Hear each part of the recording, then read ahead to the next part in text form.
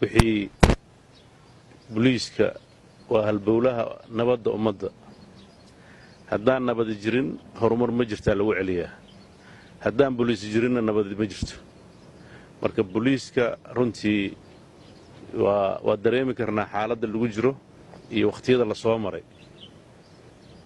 kormeerkeenu markuu dhammaado waxaan rajaynayaa inay qorshe cad uu ka soo baxo wixii ciidanka la gudboonna iyagaa looga baahan yahay wixii dawladda dhexe looga baahan yahayna waa ballan qaadayna laakiin waxaa saldhig ah wixii dadku ay inagu og yihiin oo ah inaad nabadgelyadoodii amnigooda ka shaqaysaan inay noqoto wax la taaban karo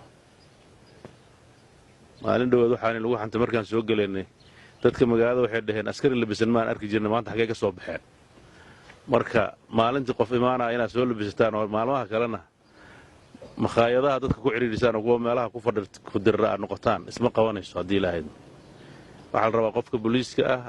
inuu dadku markay hurdaan xataa uu soo jeedo markay soo jeedaan uu la soo jeedo heegan 24 saac bay ku jiraan sida isu bedelayaan waa hawshooda laakiin runtii waxyaabaha aan ku soo aragnay saldhigga aan filaayo qoobaha kalena inay sidaas oo kale yihiin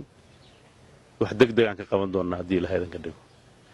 agabkii lagu shaqayn lahaa iyo duruuftii lagu shaqayn lahaa tabarteennu inta ay tahay inaan la hagran baa asala weliba gaalkacyo kuma sii jirto maxaa yeelay hawsha dhinaca puntlandna waa ina sugaysaa wada shaqaynta dhinaca kale iyo amniga sugiddiisana waa ina sugaysaa marka hawl dheeriyaa la rabaa waxaan rajaynayaa in ciidamadu ay u diyaargaroobaan sidii ay hawshaas u gudan lahaayeen inta gudanaysa iyo intaan gudanayna inay isku khaldamin baa la rabaa wax dambe isku humbaanlaanaya ma jiraan haddii ilaahaydan ka dhigo inta daacadda oo shaqaynaysana dalkooda u shaqaynayaan inta kaleetana hadda dalka lagama xigay danahooda kale ay qabsan doonaan haddii ilaahaydan ka dhigo qofkii aan daacad u ahayn oo diyaar u ahayn inuu ummadda u shaqeeyo khaasatan mihnadan uu doortay oo booliiska ah intaasa unbaa saldhigga noqon doonta haddii ilaahaydan ka dhigo nambar aad u fara badan baa gobolka mudug ku qoran gaar ahaan degmada nambar aad u badan baa ku qoran haddana dadku waxay tabayaan dhaliilaha u weyn oo bulshada waxgaradkeeda oon xalay iyo shalay la shireen ugu weyn waxa weeye oo isku raacsan yihiin in dhinacaas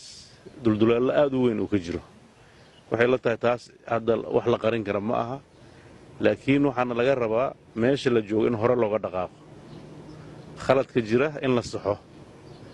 dadkii sixi lahaana in la helo waan filayaa inaad intiinaba diyaar u tihiin inaad ummaddiinna u shaqaysaan laakiin waxaa la rabaa shaqadaas inaysan noqon mid la ysku halleeyo ee nin walba inuu kaalintiisa ka qaato wixii naga khaldanna inaan saxanno ummaddeennana inaan u shaqayno saasaan sharaf adduun iyo mid aakhirana ku helaynaa marka inaan sharafteenna ilaalino oo dadkeenna nabaddiisa ka shaqaynaa asala aad baad u mahadsantihiin waan isu soo noqonaynaa mas-uuliyiintiina waan iswaraysan doonnaa haddii ilaahayno isbeddel muuqdana in la dareemaan rajaynaynaa idinkuna inaa u diyaargaroodaan baan idin faraynaa haddii ilahayd waa mahadsantihiin